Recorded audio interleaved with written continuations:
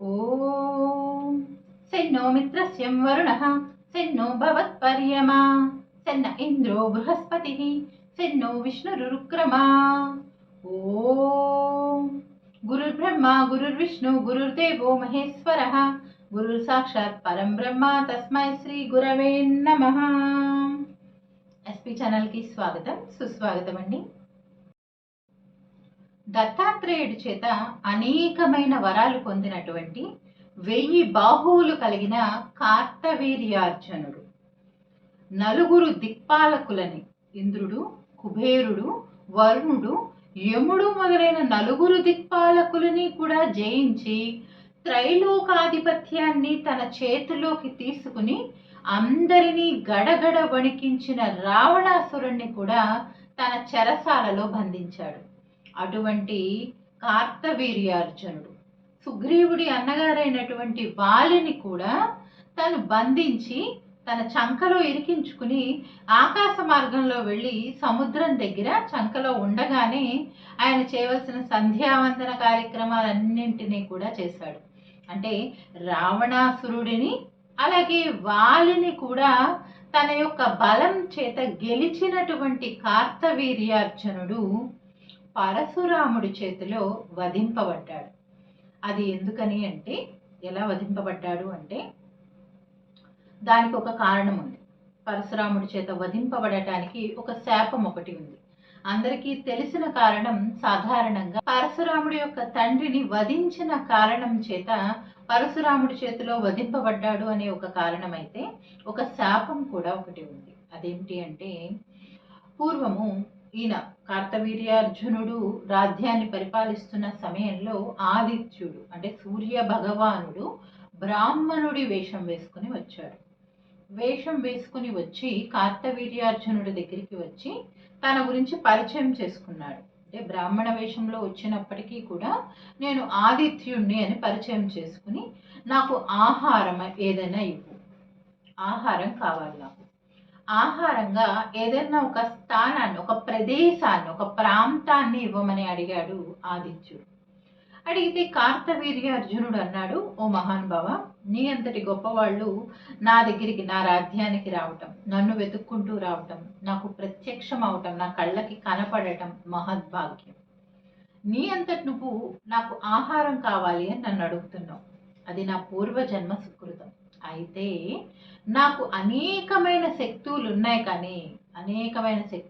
కానీ ఒక స్థానాన్ని, ఒక ప్రదేశాన్ని కాల్చివేసే శక్తి నాకు లేదు అని చెప్పి కార్తవీర్యార్జునుడు చెప్పటంతో సూర్య భగవానుడు కార్తవీర్యార్జునుడికి అక్షయములైనటువంటి, ఏ వైపు అయినా వెళ్ళేటటువంటి, నిరాటంకంగా అయినటువంటి, అదేవిధంగా ఎంతటి కఠినమైన వాటినైనా కూడా మండించగల స్వభావం కలిగినటువంటి కొన్ని బాణాలను కార్తవీర్యార్జునుడికి ఇచ్చాడు సూర్య భగవానుడు. ఆ బాణాల చేతిలో సూర్య భగవానుడి యొక్క ప్రీతి కొరకై కొంత ప్రాంతాన్ని దహింపజేశాడు కార్తవీర్యార్జునుడు.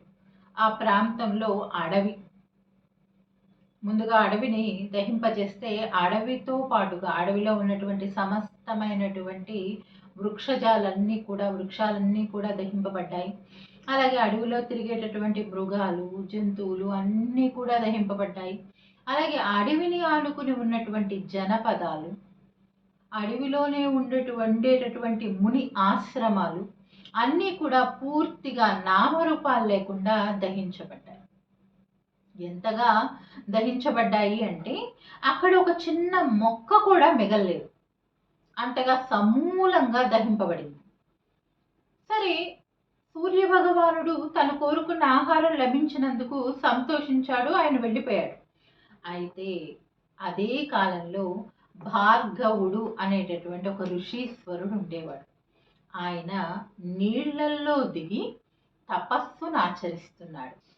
ఏ ప్రాంతాన్నైతే కార్తవీర్యార్జునుడు సూర్య భగవానుడి కోసం దహింపచేశాడో అదే ప్రాంతంలో నీళ్లల్లో ఉండి 10,000 సంవత్సరాల కాలం పాటు తపస్సు ఆచరించాడు భార్గవుడు. 10,000 సంవత్సరాల కాలం పూర్తయిపోయిన తర్వాత ఆయన బయటికి వచ్చి చూశాడు. బయటికి వచ్చి చూస్తే ఈయన నీళ్ళల్లో ఉన్నాడు కాబట్టి, తపస్సులో ఉన్నాడు కాబట్టి ఈయనకేం అవ్వలేదు. కానీ బయటికి వచ్చి చూస్తే తన ఆశ్రమం కానీ, అలాగే చుట్టూ ఉండే వనం కానీ ఏమీ కనిపించలేదు. దీనికి కారణం కార్తవీర్యార్జునుడు అని తెలుసుకుని కోపంతోటి నా వంశం వాడి చేతే నీవు సంహరింపబడతావు అని చెప్పి శపించాడు భార్గవుడు. కార్తవీర్యార్జునుడు కూడా అదే వరం కోరుకున్నాడు కదా. ఒకవేళ మరణం అంటూ సంభవిస్తే నాకంటే గొప్పవాడి చేతిలో, నాకంటే గొప్పవాడి చేతిలో నా మరణం ఉండాలి అని చెప్పి కార్తవీర్యార్జునుడు కోరుకున్నాడు కదా. ఈ విధంగా భార్గవుడి యొక్క శాపం కూడా కార్తవీర్యార్జునుడి యొక్క మరణానికి ఒక కారణమైంది. ఆ కారణం చేతనే తదనంతర కాలంలో ఈ పరశురాముడు జమదగ్ని మహర్షిని సంహరించారు అనేటటువంటి కోపంతో కార్తవీర్యార్జునుడిని సంహరించాడు. అతడి 1000 చేతులు నరికేశాడు. ముల్లోకాలన్నింటినీ జయించిన రావణుడిని జయించిన, భూమండలాన్ని అంతటినీ కూడా జయించినటువంటి కార్తవీర్యార్జునుడిని అరటి చెట్టుని నరికినట్లుగా నరికివేశాడు పరశురాముడు. ఇది కార్తవీర్యార్జునుడి యొక్క గాథ. ఈ కార్తవీర్యార్జునుడి పేరుని గాథంతా కూడా అవసరం లేదు. ఉదయం నిద్ర లేవగానే ఎవరైతే కార్తవీర్యార్జునుడిని తలుచుకుంటారో వారికి ధనం అపహరించబడదు.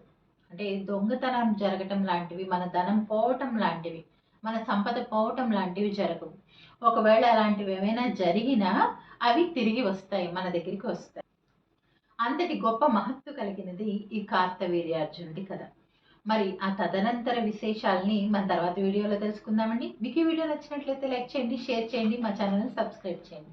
ధన్యవాదాలండి.